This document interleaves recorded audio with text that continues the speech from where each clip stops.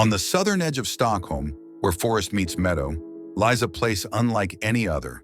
A cemetery conceived not as a site of endings, but as a living dialogue between life, death, architecture, and landscape. This is Skogskyrkogården, the Woodland Cemetery. Designed between 1915 and 1940 by Erik Gunnar Asplund and Sigurd Lewerentz, it is one of the most influential and quietly radical landscapes in the history of modern architecture. At the dawn of the 20th century, Sweden was embracing a new identity, rooted in nature, national romanticism, and the quiet dignity of modern design. The competition for a new cemetery in 1915 asked for more than burial plots. It demanded a sanctuary of the soul, an architecture that could heal, remember, and transcend. Out of 53 entries, 2 young architects, Erik Gunnar Asplund and Sigurd Lewerentz, were chosen for their extraordinary vision. Asplund and Lewerentz did not impose buildings on nature. Instead, they listened. Their winning proposal treated the cemetery as a landscape-first experience. Burial grounds would emerge from the forest floor, and architecture would echo the rhythms of trees, light, and silence. This was a break from tradition, a rejection of hierarchy, symmetry, and monumentality. Skogskyrkogården would become a sanctuary of space, time, and contemplation.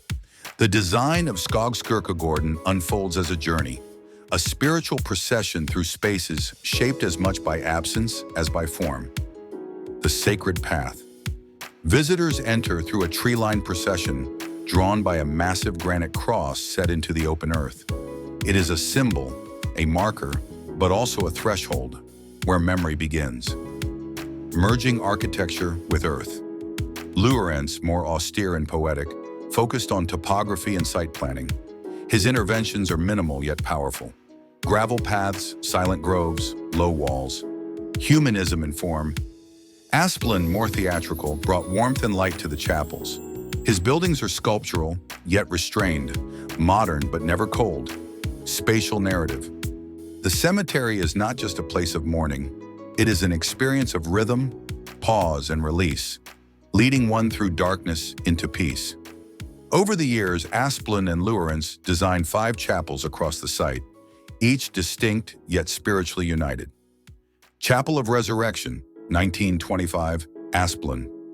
Modeled on classical proportions, yet reinterpreted with Swedish modernism. White walls, simplified columns, and a quiet interior frame. Death as a transition, not an end. Chapel of the Holy Cross, 1940, Asplund's final work. A culmination of his career. The long colonnade and symbolic wall represent the passage from life to death. Inside, natural light and pure geometry create an atmosphere of sacred clarity. Woodland crematorium, Lewerentz and Asplund. Merging brick, concrete, and landscape, the crematorium defies heaviness. It is dignified, abstract, deeply moving. Declared a UNESCO World Heritage Site in 1994, Skogskyrkogården has become a pilgrimage site, not just for mourners, but for architects, artists, and thinkers around the world. It inspired generations of landscape architects and modernists, from Alvar Aalto to Peter Zumthor. It proved that sacred architecture could be modern, abstract, and deeply human.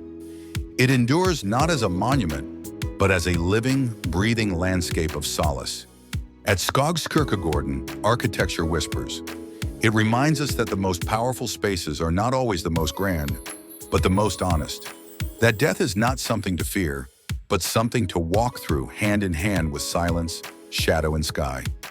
If this journey through Sweden's sacred forest has moved you, subscribe to Space, Shape, and Scale for more explorations of architecture that speaks to the human soul. One stone, one path, one breath at a time.